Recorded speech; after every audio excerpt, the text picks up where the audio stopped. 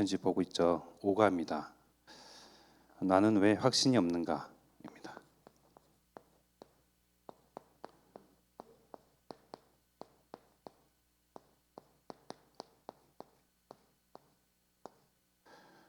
확신. 여기 계신 저와 여러분들은 구원의 확신, 하나님의 자녀가 된 그 확신이 있으시죠? 먼저 드릴 말씀은 오늘 좀 이렇게 방향을 좀 달리해서요. 제가 이렇게 뭔가 서서 메시지를 할 때 좀 그런 경향이 있어요. 허튼 소리, 내 생각, 안 해도 되는 말, 좀 그런 게 있더라고요. 그래가지고 최대한 이제 기름기를 쫙 빼고 드라이하게, 우리 유건수 목사님이 2001년 예전에 장성도 목사님도 오셔서 그때 한번 그거를 추천을 하셨었는데, 유튜브에 보시면 2001년 구원의 복음 편지가 있다. 녹취를 해보면서 들으면 주신 또 은혜가 이제 새로울 것이다 이렇게 하셨었는데, 거기 이제 녹취본입니다.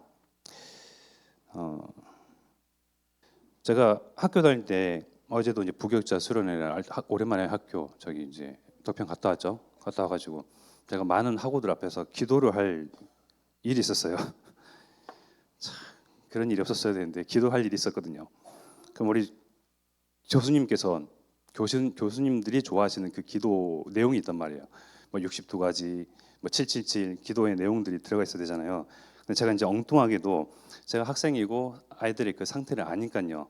근데 나 어떤 스스로에 대한 어떤 뭐 자격지심, 열등감, 하나님의 자녀된 어떤 축복과 특권을 뭐 회복하는 중이죠. 많은 학생들이요. 그러면서 이제 그런 기도했었어요. 마태복음 16장 16절 믿음의 고백했던 베드로라는 뜻이 이제 원어적으로도 돌이란 뜻이거든요. 돌쇠죠. 근데 예수님을 만났으니까 반석이 돼 버렸잖아요. 그 내용을 기도를 한 거예요. 그 내용을 기도했다고 불려가 가지고요. 얼마나 쪽팔림을 당했는지. 그 교수님은 가는 교실마다 이제 제 얘기를 하고 다니시는 거예요.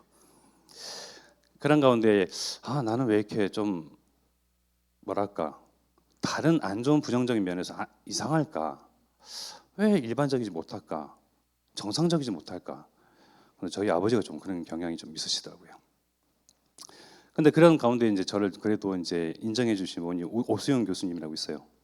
그리고 또 우리 이제 선교사님도 그렇죠. 그러니까 내 안에 있는 하나님의 비밀, 우리 어제 하나님의 비밀이라고 이제 유건수 목사님이 계속 그 테마로 말씀하셨는데, 그런 분을 만나니까요 살아요, 힘을 얻어요. 그래서 여러분들도 여러분들 만나는 사람마다 하나님의 비밀, 그 사람의 고유한 가치, 또 빛나는 것, 남들이 알지 못하고 보지 못하는 것들이 있어요. 그것들을 봐주세요. 힘을 얻어요. 자, 또 이제 딴 데로 가네요. 그래서 제가 이제 오늘은 드라이하게, 이게 읽어도요 뭐 아무나 읽을 수 있는 거지만 그래서 주신 하나님의 은혜가 있더라고요. 첫 번째, 우리가 지금 복음 편지 계속 보고 있지 않습니까? 복음 편지를 볼 때 현장을 생각하면서 봐야 합니다. 여러분을 기다리고 여러분이 가야 하는 현장에는 확신이 없습니다. 얼마나 안타까운 일인가요? 수많은 기독교인들이 현장에서 확신이 없습니다. 그리스도를 이야기해서 살려야 하겠다는 뜨거운 마음으로 가야 합니다. 우리 또한 과거에 그랬죠. 구원받은 확신. 당장 죽으면 이제 천국에 갈 수 있나? 그런 불안한 마음 가지고 신앙생활을, 저도 이제 종교생활이죠, 멀 때부터 해왔었습니다. 그런 불안이 떠나지 않더라고요. 다시 돌아가서 첫 번째, 구원받은 자의 생명을 몰라서 그렇습니다. 구원받은 자의 생명. 구원받은 자란 예수님을 분명히 지식, 마음, 입술로 시인하고 영접한 자를 뜻합니다. 요한복음 1장 이제 12절이죠.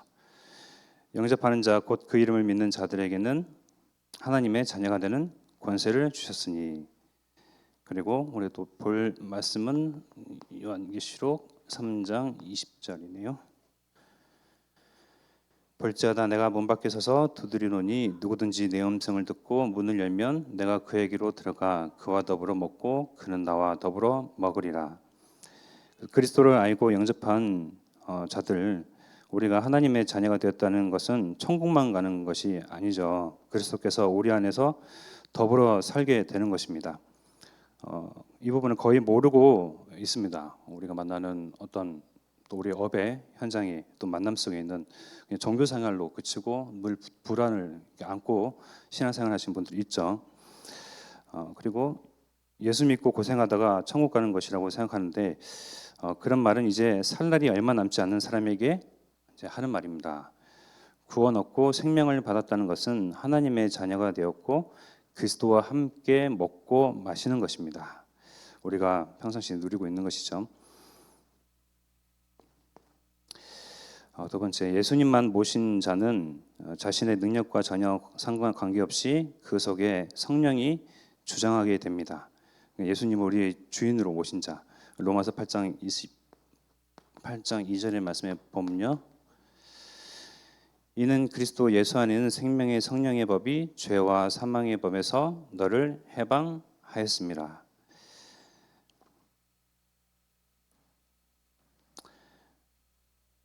그리고 고린도전서 3장 16절, 너무 잘 아는 말씀이죠. 우리의 보좌가 우리 안에 있습니다. 너희는 너희가 하나님의 성전인 것과 하나님의 성령이 너희 안에 계시는 것을 알지 못하느냐. 고린도전서 12장 3절의 말씀에는요, 그러므로 내가 너에게 알리노니 하나님의 영으로 말하는 자는 누구든지 예수를 저주할 자라 하지 아니하고 또 성령으로 아니하고는 누구든지 예수를 주시라 할 수 없느니라. 그래서 삼위일체 하나님을 성경의 근거에 확실하게 믿는 것입니다. 여러분이 메시지 듣는 중에 육신의 병이나 영적인 문제가 치유가 될 것입니다. 성령이 내 안에 역사하면 내가 모르는 문제도 영적인 문제도 해결됩니다. 주의 성령이 내 안에 역사하신다면 안 될 것이 없습니다. 그래서 지금 기독교인들이 구원의 A, B, C도 모르고 있습니다. 생명을 가졌다는 말이 무엇인지 알지 못합니다. 세 번째, 생명이 없는 자는 어떤 상태인가? 생명이 없는 자, 성령이 없는 자의 상태입니다. 첫 번째, 타락하여 생명 떠난 아담과 하와 구원 이전의 상태입니다.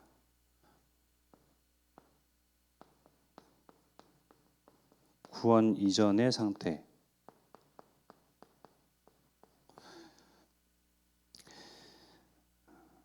창세기 3장 문제로 아담과 하와 같이 하나님 떠난 상태죠. 두 번째, 그 영은 사단이 주관하게 되어 있습니다. 반드시 그렇죠.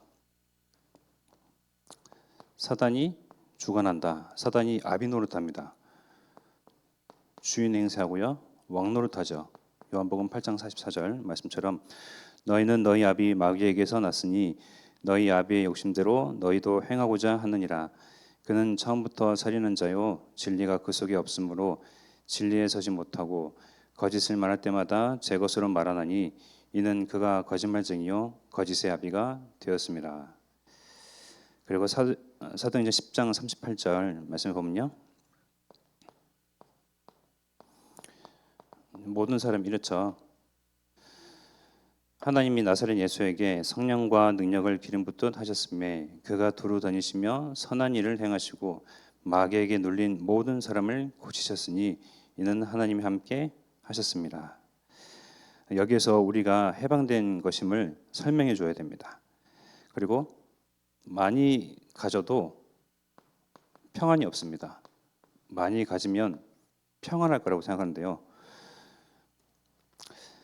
그래서 마태복음 11장 28절 29절 말씀에 보면 수고하고 무거운 짐진 자들아 다 내게로 오라 내가 너희를 쉬게 하리라. 나는 마음이 온유하고 겸손하니 나의 멍에를 메고 내게 배우라.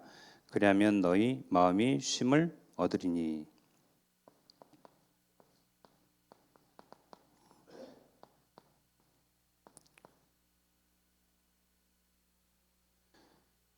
그리고 성취하면요, 끝없는 분쟁이 계속됩니다. 성취했는데요, 그래도 끝없는 분쟁이 계속 일어나는 이유는 뭘까요? 마태복음 12장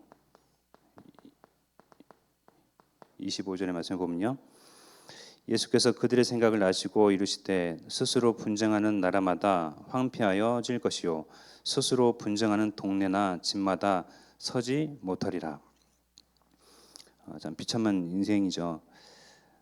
그리고 본인도 모르게 육신은 마귀의 인도와 지배를 받게 됩니다. 사단에게, 마귀에게 지배를 당하는 인생들이죠. 에베소서 2장 2절과 3절에 그때 너희는 그 가운데에 행하여 이 세상 풍조를 따르고 공중의 권세 잡은 자를 따랐으니 곧 지금 불순종의 아들들 가운데서 역사는 영이라.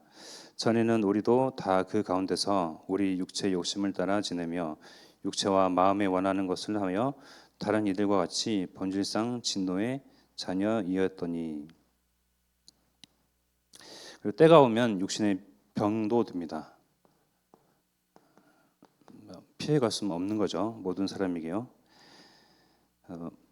사도행전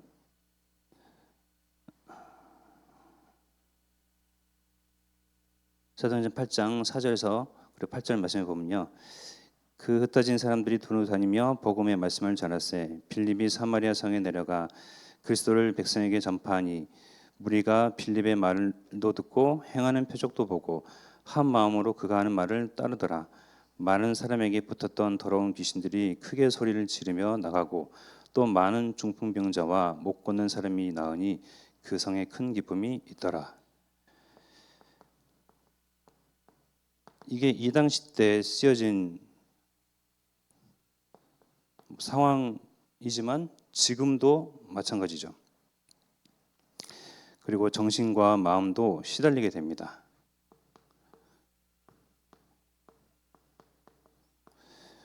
유독 지금 우리가 살아가는 이 시대에 이 정신이 크게 뭔가 대두되고 있죠.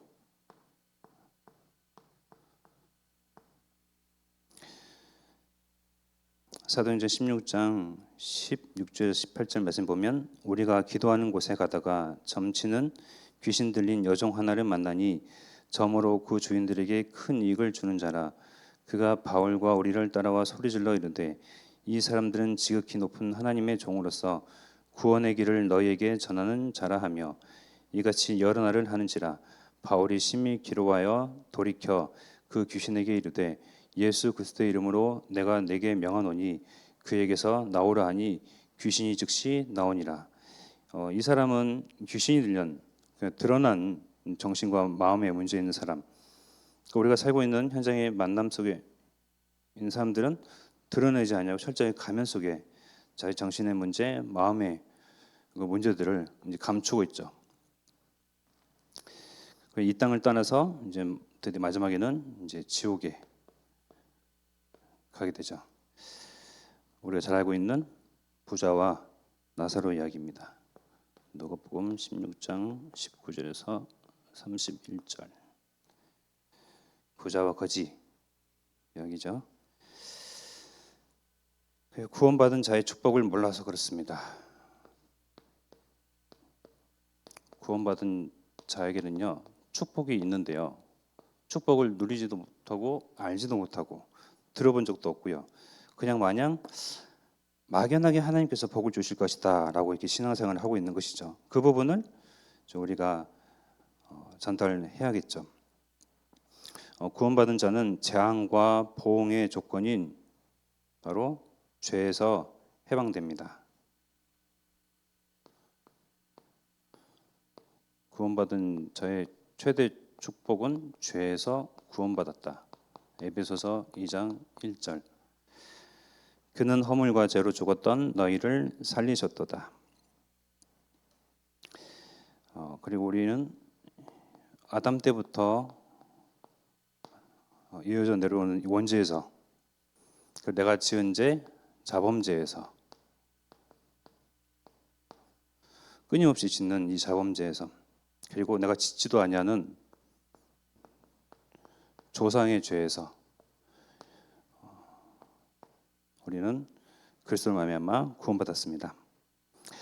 그리고 세상의 짐, 사단의 권세에서 그리스도를 영접하는 순간 즉시 또 해방되었죠. 세상의 짐, 사단의 권세에서. 에베소서 2장 2절. 그때에 너희는 그 가운데서 행하여 이 세상 풍조를 따르고 공중의 권세 잡은 자를 따랐으니 곧 지금 불순종의 아들들 가운데서 역사하는 영이라. 그리고 세 번째, 지옥의 권세에서 영원히 드디어 해방되었습니다. 지옥을 한 번이라도 보고 나서 우리가 여기서 해방되었다, 그것이 구원받는 자의 축복이다 알면 이게 구구절절히 느껴지겠죠. 그러나 우리는 아직 가보기도 전에, 죽기 전에 말씀을 통해서 확인하고 이게 축복이 이미 와 있구나 또 확인해 볼 수 있습니다. 에베소서 2장 6절 말씀 보면 또 함께 일으키사 그리스도 예수 안에서 함께 하늘에 앉히시니, 우리를 지옥에서 하나님의 사랑의 아들의 나라로 우리를 옮겨 놓으셨습니다.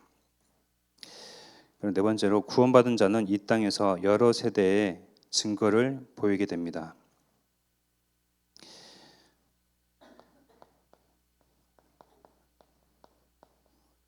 에베소서 이거는 2장 6절이고요. 2장 7절. 이는 그리스도 예수 안에서 우리에게 자비하심으로써 그 은혜의 지극히 풍성함을 오는 여러 세대에 나타내려 하심이라. 그리고 구원받은 자의 특권, 우리에게는 또 특권도 있습니다. 축복도 있죠. 바로 특권도 있습니다. 이것을 모르니요 확신이 없고요, 이제 사단에게 지고 저주면서 살아가는 것이죠. 어떤 특권이 있습니까? 이번 주 강단 우리 말씀처럼 우리를 선지자로 파송하셨죠. 복음 전파의 특권을 바로 성도에게만 주셨습니다.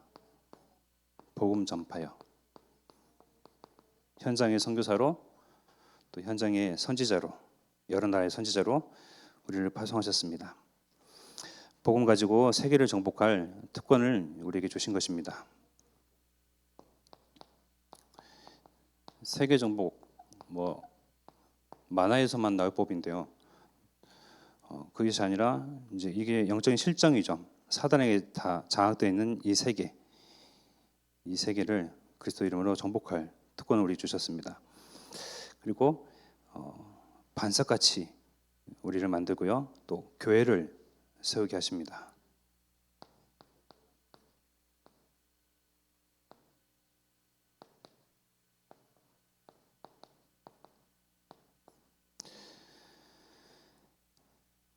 결코 사단이 이길 수 없는 반석, 또 그리스도께서 주인 되시는 교회.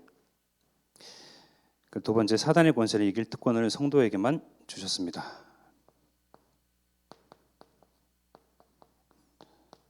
핵무기로도, 또 어떤 대통령의 막강한 권력으로도 눈 하나 깜짝하지 않는 그런 사단이죠. 그러나 구원받은 자에게만 특권 주셨습니다. 예수님께서 사탄의 권세를 꺾고 이것을 이길 수 있는 특권을 신자에게만 주셨습니다. 그래서요 우리는 싸움의 자세로 임해야 합니다.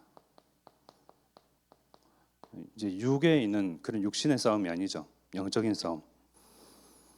그래서 싸움을 하기 위해서는요 이제 준비 선행되어야 되는 것이 있죠. 베드로전서 5장 8절입니다.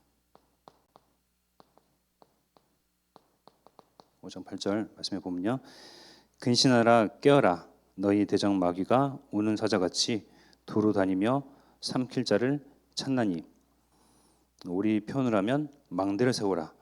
망대의 불은 24시간 꺼지지 않습니다. 근신하라 깨어라 너희 대적 마귀가 우는 사자같이 두루 다니며 삼킬 자를 찾나니. 그리고 야고보서 4장 7절입니다.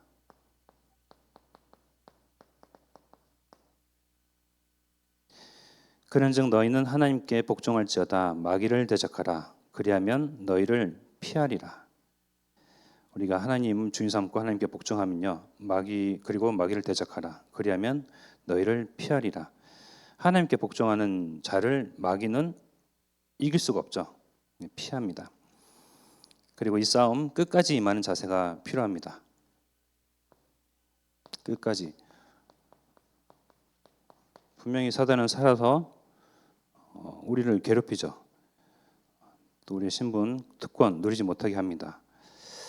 누가복음 18장 5절.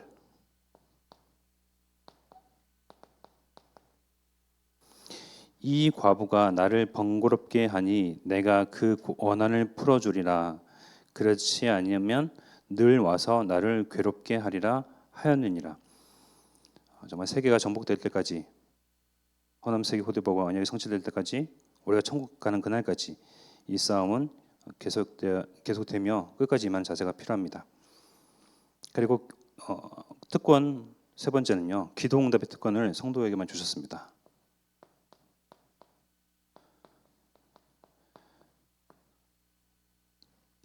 너무 감사하게도 지난주 우리 강단은요, 보좌죠. 보좌가 안 보이면 기도가 막연하죠. 눈을 감으면 하나님이 보좌가 보이는 것이 아니고요, 그냥 막연하니까요, 중언 부언 이 말 저 말 그냥 울다만 옵니다. 그러니까 이제 낙심이 되어지고 신앙생활이 재미가 없죠.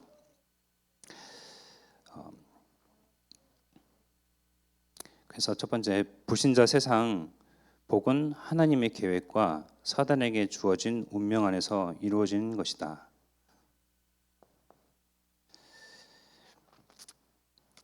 이 말씀은 잠언 10장 4절의 말씀을 보면 여호와께서 온갖 것을 그 쓰임에 적당하게 지으셨나니 악인도 악한 날에 적당하게 하셨느니라.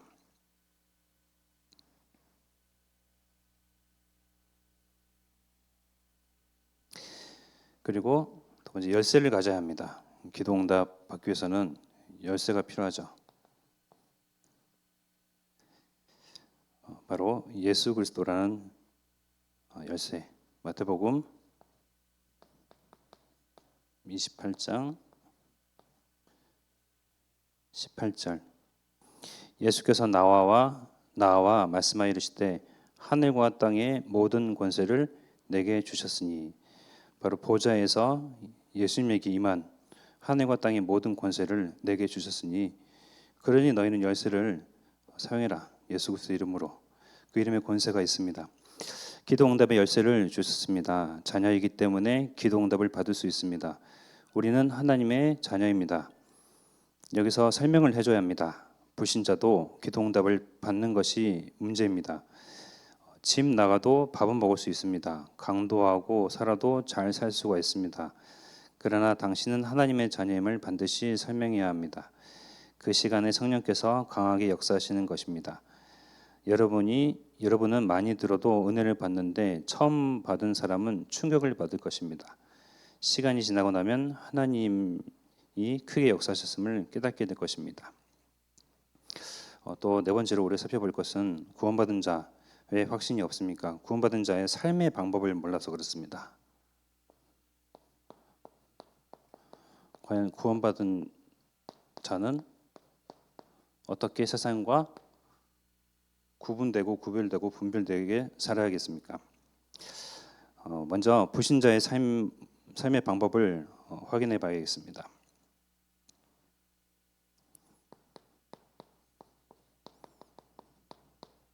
불신자는 사단에게 잡혀서요, 마귀에게 눌려서 종노릇하며 살아가게 되죠. 지금까지 어려움 당할 때 어떻게 살았는지 함께 이야기해보라. 성도는 성령 인도를 받아야 합니다. 삶의 방법, 가장 중요한 것은 성령의 인도. 내 생각, 또 내 계획이 있습니다. 저도 그렇죠. 그래서 요한복음 14장 25절에서 27절 말씀과 같이요.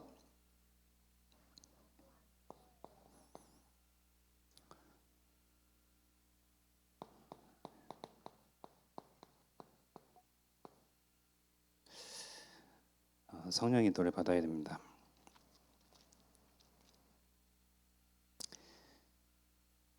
신앙생활은 간단합니다. 하나님이 함께 하시기 때문에 성령의 인도를 받아야 합니다. 여러분 실수를 해도 성령의 인도를 받으면 놀라운 결과가 나옵니다. 그리고 염려를 버려야 한다. 우리가 성령 인도 받고 기도하면서요, 염려는 안고 있잖아요. 베드로전서 5장 7절 말씀해 보면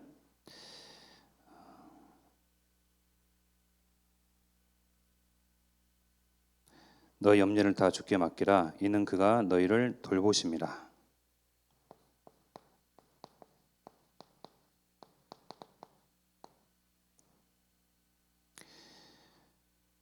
염려하면 모든 부분에 착각이 옵니다. 염려를 자꾸 하면 전화벨도 이상하게 들리고 바람 소리가 나도 불안합니다.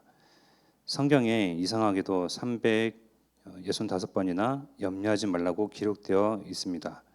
너희 염려를 주께 맡겨버리라고 기록되어 있습니다. 100% 성공하는 방법은 성령의 인도를 받는 것입니다. 신앙생활을 복잡하게 하지 마시고 성령의 인도를 받는 것이 신앙생활입니다. 모든 종교는 귀신의 인도를 받습니다. 염려 때문에 안 되는 것입니다. 모든 염려를 주께 맡기고 오늘 말씀 받던 것처럼 아무것도 염려하지 말고 모든 일에 기도와 간구로 주님께 맡기는 것이죠. 그리고 자기를 완전히 포기할 때 뭐라 표현하셨냐면 갈라디아서 2장 20절처럼 나를 포기할 때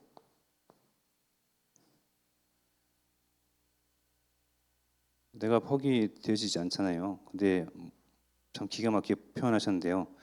나를 포기할 때 모든 것을 얻게 됩니다. 참 이 전도자의 시각이죠. 응답받은 자의 고백입니다. 자기를 완전히 포기할 때 완전히 얻게 됩니다. 그리고 숨은 계산을 버려야 합니다. 우리 삶의 방법 가운데 숨은 계산, 동기이기도 하죠.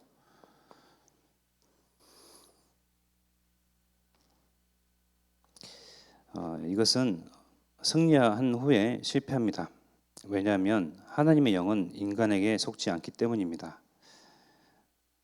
그래서 사도행전 5장 1절에서 10절 말씀 여러분 보시면 1절에서 10절 제가 한번 읽어볼게요. 아나니아라 하는 사람이 그의 아내 삽비라와 더불어 소유를 팔아 그 값에서 얼마를 감추매 그 아내도 알더라. 얼마만 가져다가 사도들의 발 앞에 두니 베드로가 이르되 아나니아야 어찌하여 사탄이 내 마음에 가득하여 내가 성령을 속이고 땅값 얼마를 감췄느냐. 땅이 그대로 있을 때에는 내 땅이 아니며 판 후에도 내 마음대로 할 수가 없더냐. 어찌하여 이 일을 내 마음에 두느냐. 사람에게 거짓말한 것이 아니요 하나님께로다. 아나니아가 이 말을 듣고 엎드려져 혼이 떠나니 이 일을 듣는 사람이 다 크게 두려워하더라. 젊은 사람들이 일어나 시신을 싸서 메고 나가 장사하더라.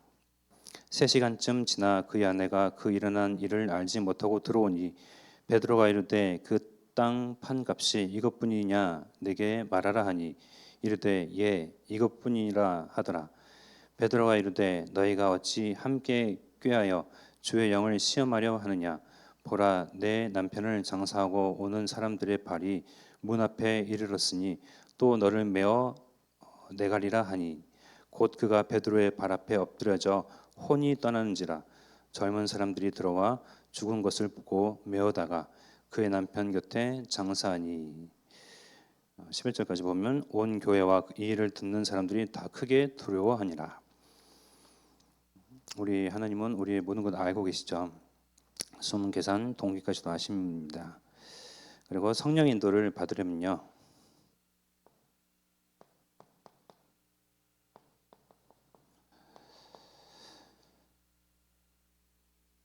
삶의 중심이 예수 그리스도여야 합니다. 고린도후서 5장 17절 말씀처럼 그런즉 누구든지 그리스도 안에 있으면 새로운 피조물이라. 이전 것은 지나갔으니 보라 새 것이 되었도다. 중심이 그리스도로.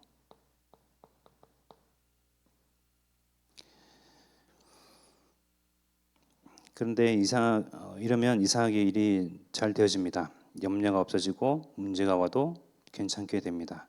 지금도 적용되는 말씀이네요. 지금도 계속 강단에서 흘러나오는 말씀이죠.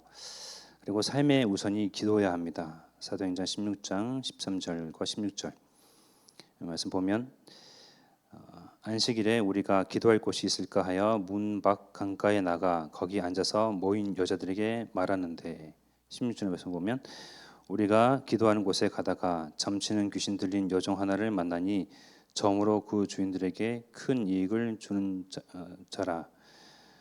삶의 우선이 기도가 되니까요. 삶의 우선순위 기도가 되니 전도의 문이 열리죠. 우리가 잘 알고 있는 내용들입니다.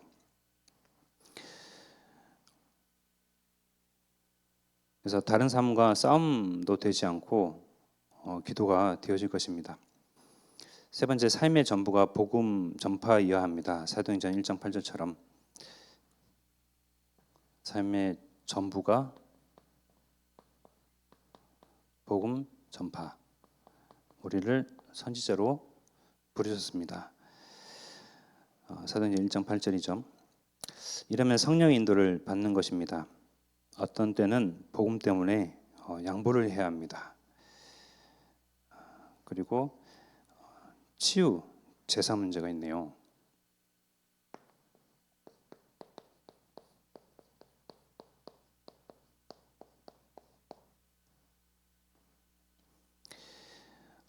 죽은 자의 소원입니다. 아까 부자와 거지 봤던 것처럼 죽은 자의 소원.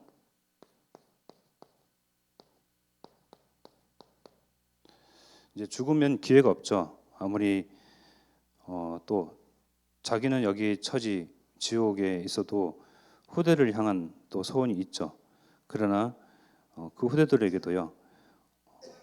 마찬가지로 마음의 문을 열지 아니하면 그 누가 가서도 또 어떤 기적이 일어나도 구원받은 역사가 일어나지 않습니다. 제사 문제의 비성경성, 비과학성, 후진성. 제사로는 이제 문제가 있습니다. 영적 문제. 고린도전서 10장 20절 무릇 이방인이 제사하는 것은 귀신에게 하는 것이요 하나님께 제사하는 것이 아니니 나는 너희가 귀신과 교제하는 자가 되기를 원하지 아니하노라. 고린도전서 10장 20절.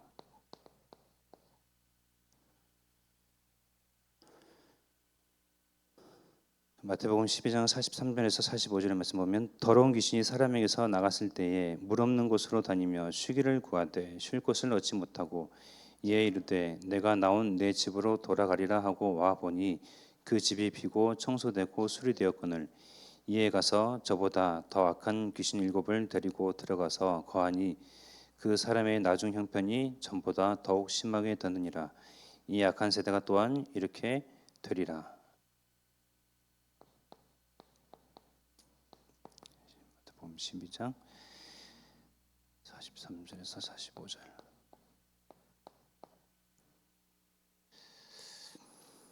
중요한 확신을 가지도록 해야 합니다. 결론이네요. 첫 번째, 지적으로 이해합니다. 차분하게 설명해서 지적으로 말씀이 되어야 합니다. 이해되어야 합니다. 시간이 얼마나 걸릴지를 미리 이야기하고 설명을 해줘야 합니다. 바쁜 사람에게 너무 길게 설명하면 지적으로 이해하기 힘들어집니다. 너무 눈치를 보면 안 되지만 분위기를 잘 알고 시간을 배분해야 합니다. 메시지가 잘 들어가도록 반드시 시간을 이야기해야 합니다. 미리 몇 분을 하겠다고 이야기하고 간단하게 메시지하고 기도해야 합니다. 이 규정한 메시지가 여러분의 실수로 안 들어간다면 안 될 것입니다. 네, 이렇게 우리 5간은 끝났습니다. 우리가 먼저 누려야 할 구원받는 자의 축복, 권세, 특권. 우리가 놓쳤던 부분들이 또한 이제 확인이 되어지죠. 그래서 또 이게 내가 누리고 누릴 때 또 증인이 되어지죠. 그러면서 우리가 불신자를 만나던 누구를 만났던 하나님은 그들 또 우리의 만남에 대한 계획이 있으시죠. 그래서 내가 누리는 것, 내 마음이 기쁘고 평안하고 행복한 것, 복음 전파는 선지자로 쓰임받기를 축원드리겠습니다.